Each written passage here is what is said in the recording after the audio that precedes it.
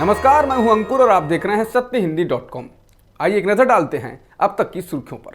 कुछ कट्टरपंथी लोगों ने दिल्ली के नजदीक हरियाणा के पटौदी इलाके में गिरजाघर में कथित तौर पर घुसकर तोड़फोड़ की और क्रिसमस के मौके पर हो रही सामूहिक प्रार्थना में बाधा पहुंचाई।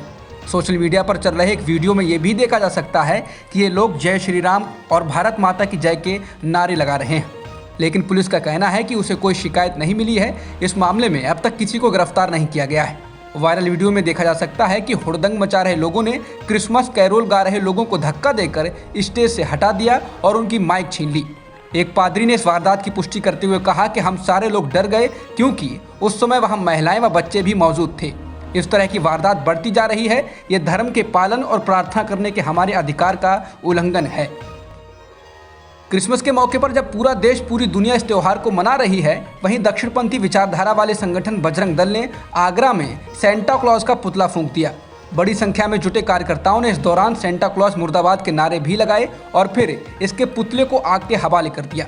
दक्षिणपंथी संगठन हर साल क्रिसमस का विरोध करते हैं। बजरंग दल के नेताओं का कहना है कि हर साल दिसंबर आने पर ईसाई मिशनरियां सक्रिय हो जाती हैं। उनका कहना था कि कभी सेंटा क्लॉज तो कभी क्रिसमस के नाम पर ये लोग बच्चों को बहलाते फुसलाते हैं और उन्हें ईसाइयत की ओर धकेलने का प्रयास करते हैं। उत्तर प्रदेश के मुरादाबाद में न्यू साई जूस सेंटर नाम की एक दुकान को दक्षिणपंथी संगठन बजरंग दल के लोगों ने बंद करा दिया और इसमें तोड़फोड़ की। इस दुकान को एक मुस्लिम शख्स मझोला इलाके में पिछले 15 साल से चला रहे हैं। दक्षिणपंथी संगठनों के लोग गुरुवार को दुकान में घुसे और इसमें तोड़फोड़ की। उन्हें इस दुकान के नाम को लेकर आपत्ति थी। बजरंग दल के कार्यकर्ताओं का कहना था कि साईं बाबा हिंदू देवता हैं और मुस्लिम दुकानदार को अपनी दुकान का नाम बदल लेना चाहिए। उन्होंने इस बात की भी धमकी दी कि वे इस इलाके में मुसलमानों द्वारा चलाई जा रही उन सभी दुकानों को बंद कर देंगे जिनके नाम हिंदू देवी देवताओं के नाम पर रखे गए हैं। मुरादाबाद में न्यू साई जूस सेंटर नाम की दुकान में दक्षिणपंथियों द्वारा तोड़फोड़ के मामले में टाइम्स ऑफ इंडिया के मुताबिक स्थानीय लोगों ने कहा कि पहले तो पुलिस इस मामले में मूक दर्शक बनी रही, लेकिन बाद में उसने बजरंग दल के एक स्थानीय नेता नवनीत शर्मा और उसके साथियों के खिलाफ एफआईआर दर्ज की है। मझोला थाने के एसएचओ धनंजय सिंह ने कहा कि 20 से 25 लोगों की पहचान हुई। इन लोगों ने मुस्लिम दुकानदार को थप्पड़ भी मारा। पुलिस ने दुकान चलाने वाले शब्बू खान से कहा कि वो किसी भी तरह की आगे की परेशानी से बचने के लिए अपनी दुकान का नाम ही बदल लें। लुधियाना की अदालत के परिसर में हुए बम धमाके को लेकर अहम जानकारी सामने आई है। जानकारी ये है कि जिस शख्स की इस धमाके में मौत हुई है उसी ने बम फिट किया था। उसके बारे में ये भी जानकारी मिली है कि वो पुलिस में रह चुका है। इस शख्स का नाम गगनदीप सिंह है और वो पुलिस महकमे में हेड कांस्टेबल के पद पर था। उसे 2019 में नौकरी से निकाल दिया गया था और उसके बाद वो ड्रग्स तस्करी के एक मामले में 2 साल तक जेल में भी रहा। इस साल सितंबर में ही वो बाहर आया। उसके मोबाइल में लगे सिम कार्ड और एक वायरलेस डोंगल से जांच एजेंसियां उसके परिवार तक पहुंची। धमाके के बाद से ही तमाम तरह के सवाल उठ रहे थे क्योंकि बेअदबी की घटनाओं के कारण पहले से ही पंजाब का माहौल बेहद तनावपूर्ण है। वहीं मुख्यमंत्री चरणजीत सिंह चन्नी ने कहा था कि इस धमाके में पाकिस्तान की किसी एजेंसी या खालिस्तानी समूह का हाथ होने के सबूत नहीं मिले। उन्होंने कहा कि लुधियाना में ये धमाका उस वक्त हुआ जब मोहाली में मजीठिया के मामले की सुनवाई चल रही थी और इसके लिंक की जांच की जरूरत है।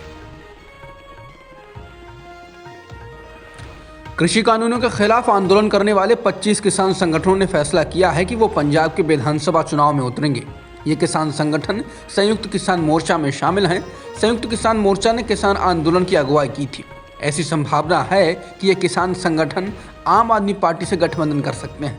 किसान संगठनों के चुनाव में उतरने का ये फैसला लुधियाना में शुक्रवार को हुई एक अहम बैठक में लिया गया। बता दें कि किसान आंदोलन में पंजाब के 32 किसान संगठन थे।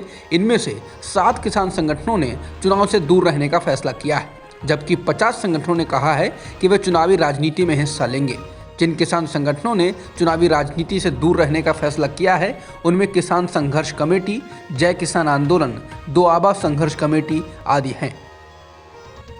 उत्तराखंड में विधानसभा चुनाव से ठीक पहले कैबिनेट मंत्री हरक सिंह रावत की नाराजगी और इस्तीफे की जोरदार चर्चा के बाद उत्तराखंड बीजेपी ने शायद डैमेज कंट्रोल कर लिया है। ऐसी खबरें हैं कि हरक सिंह रावत मान गए हैं। बीजेपी के कई नेता बीती रात से रावत को मनाने में जुटे रहे। विधायक उमेश शर्मा काऊ ने कहा कि हरक सिंह रावत कोटद्वार विधानसभा क्षेत्र में मेडिकल कॉलेज बनाना चाहते हैं और इसी को लेकर उनकी कुछ नाराजगी थी जिसे दूर कर लिया गया है।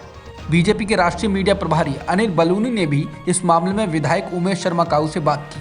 मुख्यमंत्री पुष्कर सिंह धामी ने कहा है कि नाराजगी जैसी कोई बात नहीं है, ये परिवार का मामला है और सरकार कोटद्वार मेडिकल कॉलेज के लिए धनराशि जारी कर रही है। केंद्रीय कृषि मंत्री नरेंद्र सिंह तोमर ने संकेत दिया है कि सरकार वापस लिए जा चुके कृषि कानून 2020 एक बार ला सकती है। कृषि मंत्री ने महाराष्ट्र के नागपुर में कहा कि हम कृषि संशोधन कानून लेकर आए थे, कुछ लोगों ने इसे पसंद नहीं किया। ये आज़ादी के 70 साल बाद प्रधानमंत्री मोदी के नेतृत्व में एक बहुत बड़ा सुधार था। इसके आगे कृषि मंत्री ने कहा, लेकिन सरकार निराश नहीं है। हम एक कदम पीछे हट गए थे, हम फिर आगे बढ़ेंगे क्योंकि किसान भारत की रीढ़ है। ओमिक्रॉन के बढ़ते संक्रमण के बीच केंद्र सरकार ने एक बेहद अहम बात कही है। सरकार ने कहा है कि 87 लोग ऐसे हैं जिन्होंने वैक्सीन की दोनों डोज ले ली थी, लेकिन बावजूद इसके वे लोग ओमिक्रॉन से संक्रमित हुए। सरकार ने ये बात ओमिक्रॉन से संक्रमित 183 लोगों पर अध्ययन के बाद कही। केंद्र सरकार ने कहा है इनमें से 27% लोग ऐसे थे जिनकी कोई ट्रैवल हिस्ट्री नहीं थी। इसका मतलब है कि ओमिक्रॉन हमारे बीच फैल चुका है, जबकि 87 लोग ऐसे थे जिन्हें दोनों डोज लग चुकी थी और 3 लोग तो ऐसे थे जिन्हें बूस्टर डोज भी लग चुकी थी। 183 लोगों में से 7 लोग ऐसे थे जिन्हें कोई डोज नहीं लगी थी, जबकि 2 लोग ऐसे थे जिन्हें आंशिक डोज लगी थी। देश में ओमिक्रॉन के मामले अब तेजी से बढ़ रहे हैं। अब ओमिक्रॉन वेरिएंट के देश भर में 415 मामले हो चुके हैं। बता दें कि देश में कोरोना के 77,032 एक्टिव मामले हैं, जो कि पिछले 579 दिनों में सबसे कम हैं। यूपी चुनाव को लेकर चुनाव आयोग अगले हफ्ते कोई फैसला लेगा। आयोग के अधिकारी अगले हफ्ते लखनऊ हालात की समीक्षा करने जा रहे हैं। ओमिक्रॉन के बढ़ते खतरों के मद्देनजर इलाहाबाद हाईकोर्ट ने गुरुवार को चुनाव आयोग और प्रधानमंत्री से कहा था कि यूपी में चुनाव कुछ दिन के लिए टाल दिए जाएं और रैलियों पर प्रतिबंध लगा दिया जाए। मुख्य चुनाव आयुक्त ने कहा कि अगले हफ्ते यूपी की स्थिति की समीक्षा करने के बाद इस संबंध में फैसला लिया जाएगा। मुख्य चुनाव आयुक्त से इलाहाबाद हाईकोर्ट की टिप्पणी के संदर्भ में प्रतिक्रिया मांगी गई थी। अब तक की खबरों में इतना ही। बाकी खबरों के लिए बने रहिए सत्यहिंदी.com के साथ। सत्य हिंदी का ऐप डाउनलोड करें गूगल प्ले स्टोर पर।